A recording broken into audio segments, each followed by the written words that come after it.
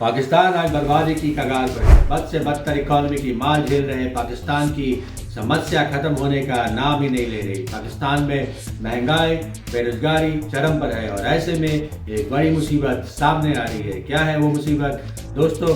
उस मुसीबत का नाम है तालिबान। ये कोई हैरानी की बात नहीं है कि आप लोगों को ये लग रहा होगा कि तालिबान को बढ़ावा देने में तो पाकिस्तान का ही हाथ है, तो फिर तालिबान पर पाकिस्तान की मुसीबत कैसे बन गया? दरअसल तालिबान पाकिस्तान को 4 टुकड़ों में बांटना चाहता है और अगर तालिबान का प्लान सक्सेसफुल रहा तो पाकिस्तान 4 हिस्सों में बंट जाएगा। दुनिया जानती है कि पाकिस्तान और भारत एक बहुत ही बड़े कॉम्पिटिटर है, लेकिन अफगानिस्तान भी पाकिस्तान का ही कॉम्पिटिटर है। पाकिस्तान के लिए नफरत अफगानियों और तालिबानियों की आंखों में भी देखा जा सकता है, लेकिन ऐसी क्या वजह है कि कोई अफगानी या तालिबानी पाकिस्तानी से इतनी नफरत करता है? वो पाकिस्तान के बारे में बात नहीं करना चाहते और करते भी हैं तो उन्हें गुस्सा आ जाता है। दोस्तों आइए आज की इस वीडियो में हम हमारे नेबर पाकिस्तान को गहराई से समझने की कोशिश करते हैं, लेकिन उससे पहले अगर आपने अभी तक हमारे चैनल को सब्सक्राइब नहीं किया है तो सबसे पहले हमारे चैनल को सब्सक्राइब करें ताकि हम ऐसे ही वीडियो आपके लिए हमेशा बनाते रहें। तालिबान कैसे पाकिस्तान के लिए इतना बड़ा खतरा है, इसे समझने के लिए हमें पहले ये समझना होगा कि आखिर तालिबान पाकिस्तान का दोस्त है या दुश्मन। जैसा कि हम सभी जानते हैं 2021 में अमेरिका अफगानिस्तान से वापस लौट आया। अमेरिका को ये लगा कि अफगानिस्तान की सरकार अब अफगानिस्तान को संभाल लेगी, लेकिन ऐसा नहीं हुआ। महज 10 दिनों में तालिबान ने पूरे अफगानिस्तान पर अपना कंट्रोल जमा लिया।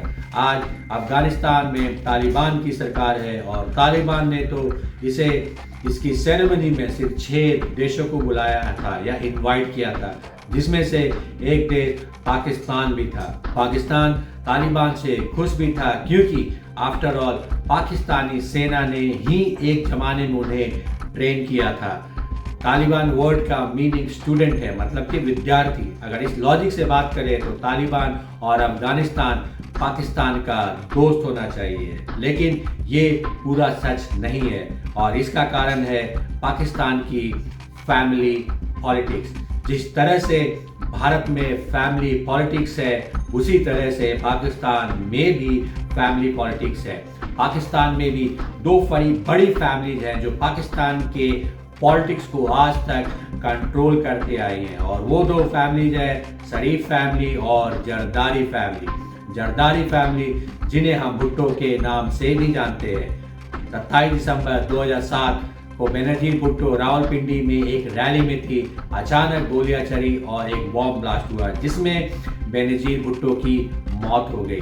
बेनजीर भुट्टो 2 बार पाकिस्तान में प्राइम मिनिस्टर रह चुकी हैं। दोस्तों इस हमले में तालिबान का ही हाथ था। इसके बाद 2014 में तालिबान ने सबसे घिनौना और ब्रूटल अटैक पाकिस्तान में आर्मी पब्लिक स्कूल पे किया। इस अटैक में 150 से ज़्यादा लोग मारे गए, जिनमें से 134 तो सिर्फ बच्चे ही थे और 2022 से ऐसे ही अटैक और बढ़ रहे हैं जिसमें तालिबान का ही हाथ है। इनफैक्ट पिछले साल ही पूरे पाकिस्तान में 265 अटैक्स हुए हैं और जिसमें से ज़्यादातर अटैक तालिबान ने ही किए। दोस्तों यहाँ बात हो रही है TTP की, यानी कि तहरीक-ए-तालिबान पाकिस्तान की। ये एक पाकिस्तानी एक्सट्रीमिस्ट ऑर्गेनाइजेशन है जो आज पाकिस्तान के लिए सबसे बड़ा सिरदर्द बन चुका है। आखिरकार अमेरिकन मिलिट्री के अफगानिस्तान से वापस जाने पर तो तालिबान अब बेकाबू ही हो चुका है। जब तक अमेरिकन मिलिट्री अफगानिस्तान में थी तब तक उन्हें कंट्रोल करने वाला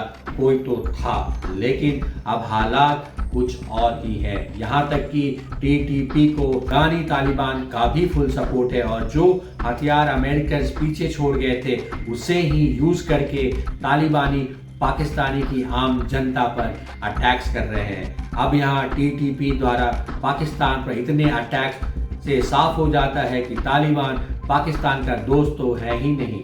आइए अब बातें करते हैं अफगानिस्तान के हिस्ट्री की। जब 1947 में पाकिस्तान बना था तब अफगानिस्तान ही एकमात्र ऐसा देश था जिसने यूनाइटेड नेशन में पाकिस्तान के अगेंस्ट वोट किया था।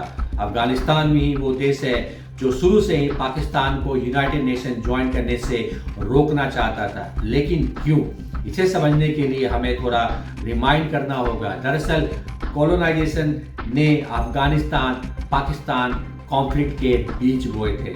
जिस तरह 1830 में ब्रिटिश भारत में अपना एम्पायर खड़ा कर रहे थे, वैसे ही एक और देश रेस्ट ऑफ एशिया में अपना एम्पायर एक्सपैंड कर रहा था, और वो देश कोई और नहीं बल्कि रशिया था।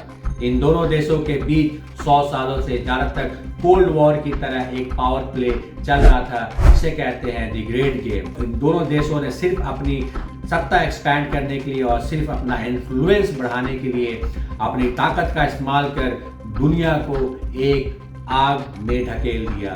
बेसिकली ब्रिटेन ने अफगानिस्तान, टर्की और पर्शिया से निकलने वाले ट्रेड रूट बनाए थे जिससे रशिया कैप्चर करना चाहता था। फिर ब्रिटेन ने अफगानिस्तान को कंट्रोल करने के लिए 4 बार युद्ध भी किया, लेकिन चारों बार उसे मात ही मिली। ब्रिटेन के लिए अफगानिस्तान बहुत इंपॉर्टेंट था क्योंकि अफगानिस्तान रशिया और ब्रिटिश इंडिया के बीच एक बफर जैसा काम करता था।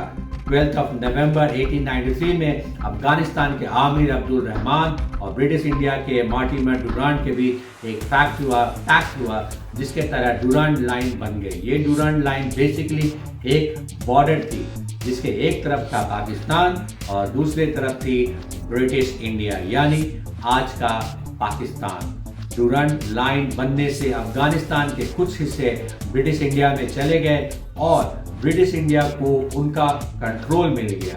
फिर 1919 में अफगानिस्तान पूरी तरह से आज़ाद हो गया और 1947 में पाकिस्तान बन गया। जिस तरह से ब्रिटिश ने जाते जाते भारत पाकिस्तान कॉन्फ्लिक्ट को अधूरा छोड़ दिया था, वैसे ही उन्होंने अफगानिस्तान पाकिस्तान कॉन्फ्लिक्ट को भी अधूरा छोड़ दिया।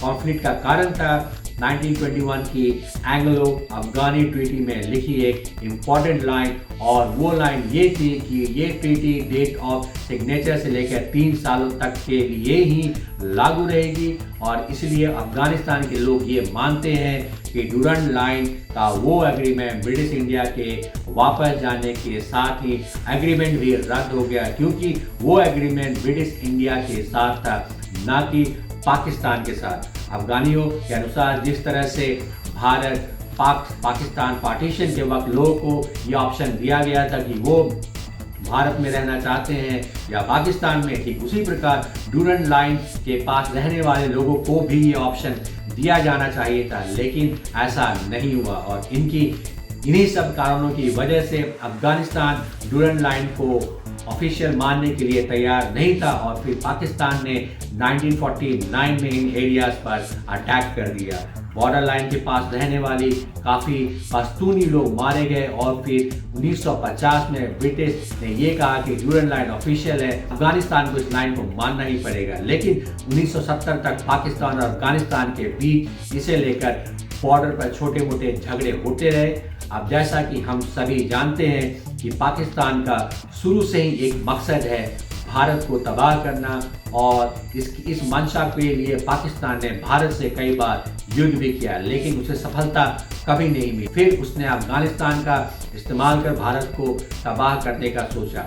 उन्हें एक अलग स्ट्रैटेजी की ज़रूरत थी, सो उन्होंने एक नए स्ट्रैटेजी के तहत अफगानिस्तान गवर्नमेंट में एंटर करना शुरू कर दिया। पाकिस्तान ने ये सोचा कि अगर भारत इन पाकिस्तान पर अटैक करता है तो अफगानिस्तान उसके लिए बैकअप का काम कर सकता है। अफगानिस्तान में उसके गन्स और टैंक्स और आर्मी बेसेस बन सकते हैं, और वो अफगानिस्तान का इस्तेमाल भारत पर काउंटर अटैक करने के लिए कर सकता है। यही सोचकर पाकिस्तान ने डुरांड लाइन पर रहने वाले लोगों के हाथों में हथियार थमाना स्टार्ट कर दिया, और उन्हीं ट्राइबल्स की वजह से आज टीटीपी जैसी एक ऑर्गेनाइजेशन मौजूद है जो आज पाकिस्तान के लिए एक बहुत बड़ा खतरा बन गया है। टीटीपी आज पाकिस्तान के लिए भारत से भी बड़ा खतरा बन गया है।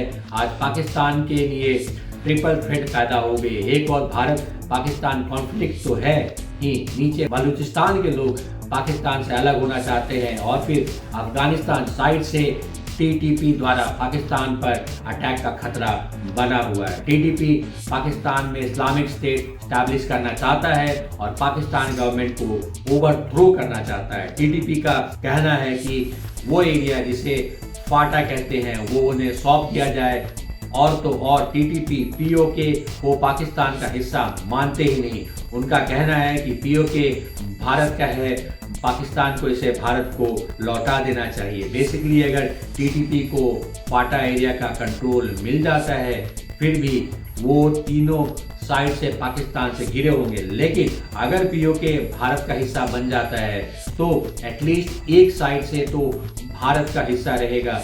और पिछले 75 सालों से भारत में नो फर्स्ट स्ट्राइक पॉलिसी अपनाई है, यानी कि हम पहले किसी पर अटैक कभी नहीं करते। साथ ही टीटीपी ये भी चाहता है कि बलूचिस्तान एक अलग देश बन जाए, पाकिस्तान पंजाब से अलग हो जाए और सिंध भी अलग हो जाए। इस तरह से टीटीपी का ये एजेंडा है कि पाकिस्तान के 4 टुकड़े हो जाए।